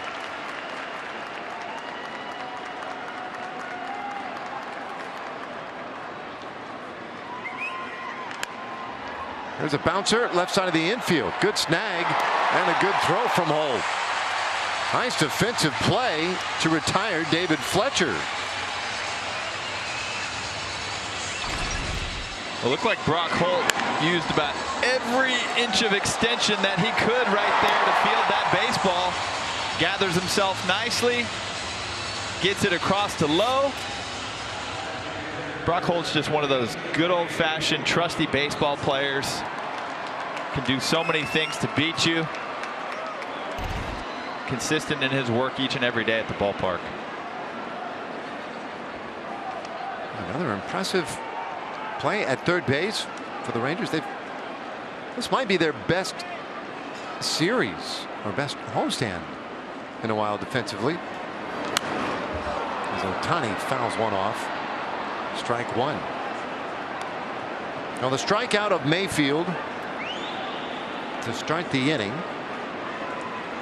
allowed Barlow to set the Rangers franchise record with 8 consecutive strikeouts, now spanning a handful of appearances. That one is low. 1-1. The ground out though by Fletcher put an end to his little run. 8 straight batters faced. Retired on strikeouts. Barlow trying to add Ohtani to the list. The 1-1. That bounces up to the plate.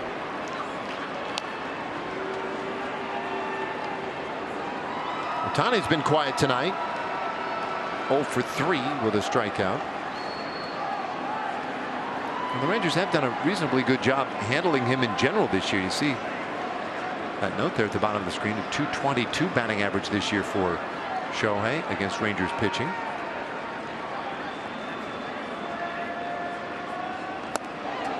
A swing and a miss. That's got to be nice too for Barlow, seeing his offense get him some runs in the bottom of the 7th. Big difference between pitching to a guy like this who can change the game with one swing of the bat, bases empty and 2 outs with a 3-run lead versus a 1-run lead. 2-2 and got him looking. Ohtani strikes out for the 2nd time tonight. And it's a 1-2-3 for Joe Barlow. All he does is strike dudes out. We go to the bottom of the 8th. 4-1. And a 4-1 lead. We go to the bottom of the 8th. KF getting up for one right there. All right, Jose Quintana has come on out of the pen for the Angels. been a tough go of it so far for Jose during this season. Came into the 2021 season as a member of the Angels rotation, however, has not started a game since late May after falling on some hard times. That ERA at the time was over 7. He's been able to bring it down a little bit, but not a ton. You see it stands there in the high 6s.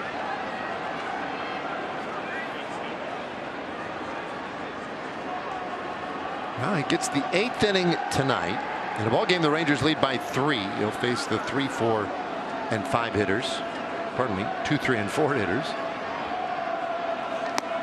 And his first pitch to Lowe, right in there for a strike. Lowe 0 for 3 so far today.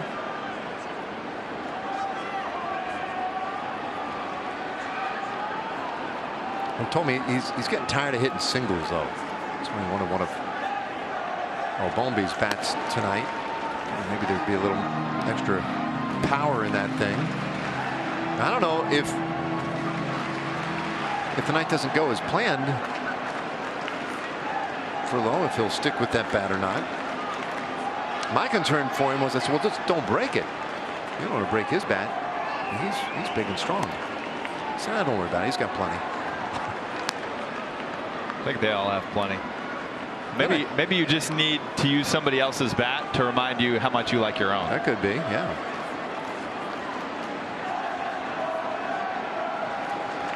1-2 pitch. You no doubt had teammates over the years who were a little covetous of their bats. I've seen guys in the minor leagues. I remember guys would occasionally get on the bus with their bat going back to the hotel. So what are you doing? Well, I'm taking care of my bat tonight. You know, and there's a team bat rack that's close to where, you know, players will step out of the dugout to get on the on-deck circle. A lot of players don't even keep their bats in that rack because they want to make sure that nobody else touches them. Oh, bounce out to the mound for Lowe. 1 out here in the 8th inning. Did you hear the sound of that bat, by the way? I did. I didn't want to mention it. I knew it. And now I'm going to feel bad about that. Oh, man. That's all right.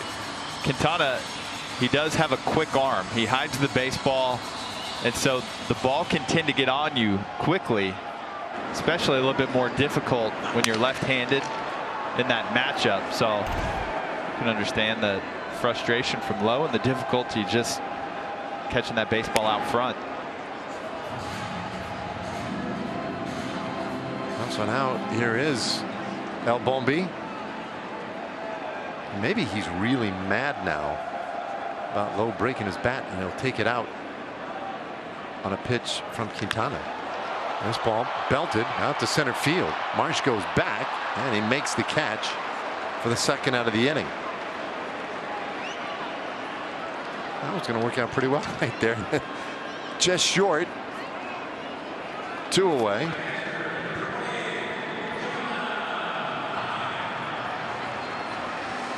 The sense that Garcia's close again to going on one of those runs. Yeah, he's had a couple of good games here and there, and then some hard outs.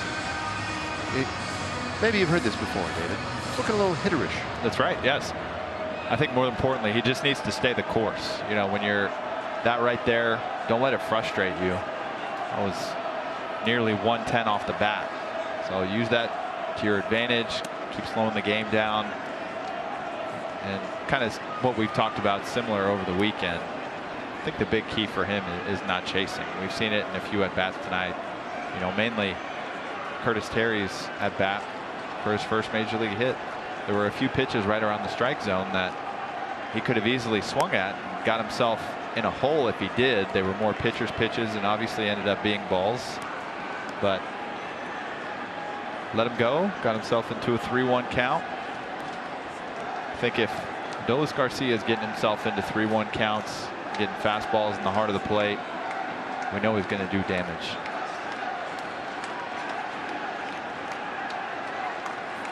A 2-0 pitch to Hine. When called a strike, 2-1. Talking about guys who've been doing damage. That has been Jonah Heim. 4 home runs in that 3-game series with Seattle.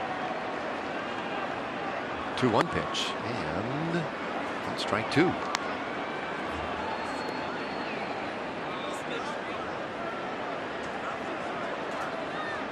So the Angels, they've pitched the ball pretty well tonight. Chris Rodriguez had the good start, 6 innings. Myers gave up a couple of his runs in the 7th. Now Quintana, this one fouled back. Stays 2-2 on Heim.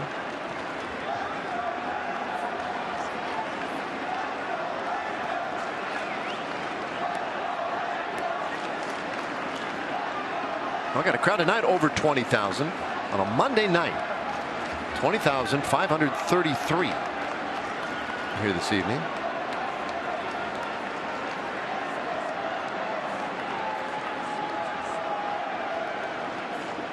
Two pitch, and Jonah bounces this one left side of the infield. Mayfield has a play on it and does his part to complete a 1-2-3 inning for Quintana. 9th inning coming up. Spencer Patton been Lewiston out there. He's ready to try and save it when we come back. The Rangers trying to keep them down here in game 1. Spencer Patton on, looking for the save. There's what Spencer's done this year. Got the save opportunity the other night, was not able to capitalize on it, as we saw Ty France hit a home run to tie it up. Rangers ended up winning it in extra innings. But great to see Chris Woodward showing confidence in him, as he well deserves. He's been a great arm out of this Rangers bullpen, and with Ian Kennedy gone, there's been plenty of talk of the possibility of different Rangers getting the ball in save situations, but obviously Spencer is right at the top of that list.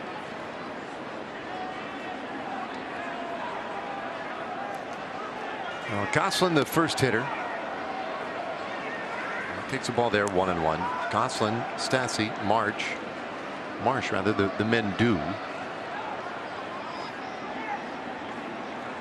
Madden does have options off his bench should he want.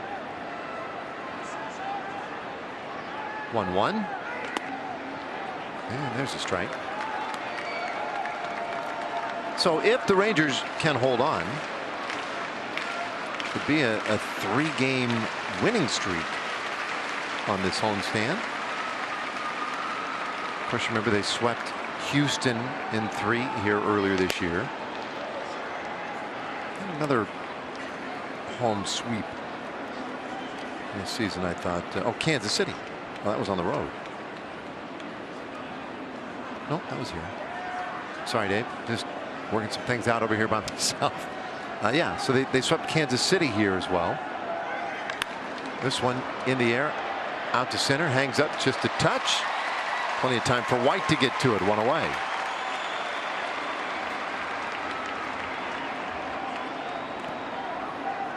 I'll bring up Max Stassi. And then there was one other 3-game winning streak the Rangers had. They took the final 2 games of a series with Seattle back in May and then hit the road. But when they came home, they had the Yankees and they won the opener against New York. So that was a 3-game home winning streak, separated by a winless road trip. But still, there's a first pitch strike to Stassi. But 3 in a row, a handful of times now. And I guess, after that sweep of Houston, they came back on their next homestand again after a winless road trip, and they beat Tampa Bay. So that was their longest, a 4-gamer. Obviously, they've been playing better at home this season, and it's good to see the momentum carry over from these walk-offs. If there's something that can build some team chemistry, it's any type of walk-off win. But the way that they've done it, especially yesterday, Jonah Heim gets the credit, but Andy Ibanez gets lost in that a little bit, and even Nate Lowe to lead that inning off. So just great team effort, good team offense, never say die attitude. Those are the types of wins that can really get you on a roll.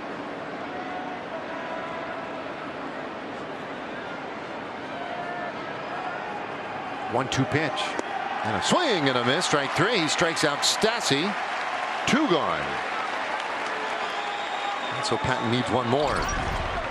It's a really good hard slider. Starts right in the middle, and that's late break on it. Didn't seem like that was the same throughout. Seemed like it took another leg up as it approached the plate.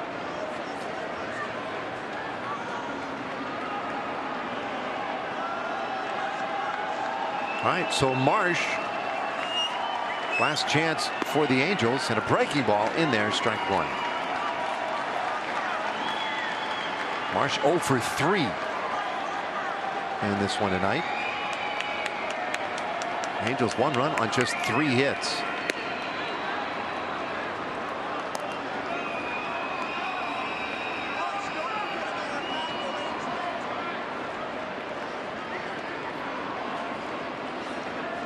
Patton trying to save this for Dane Dunning, and for Dunning it would be his 5th win of the year. I feel like he's pretty deserving. There have been some games where he's pitched well, close games that just haven't ended up going the Rangers' way at the end. And maybe Dunning could have a few more victories this year, so this would be a nice one for him if Patton can finish it. There's strike 2.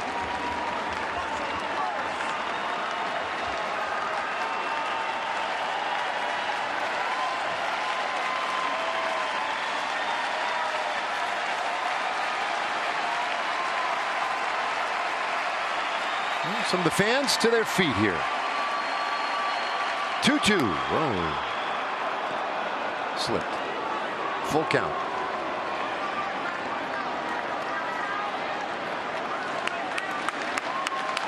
I'm talking about the other day with Patton. He's a guy who amassed a lot of saves in the minor leagues. And some even overseas. Is this one in the air, center field, hanging up, and White has it. That will end it. The Rangers take the opener from the Angels 4-1. Dunning gets the win, and that's the first career save for Patton.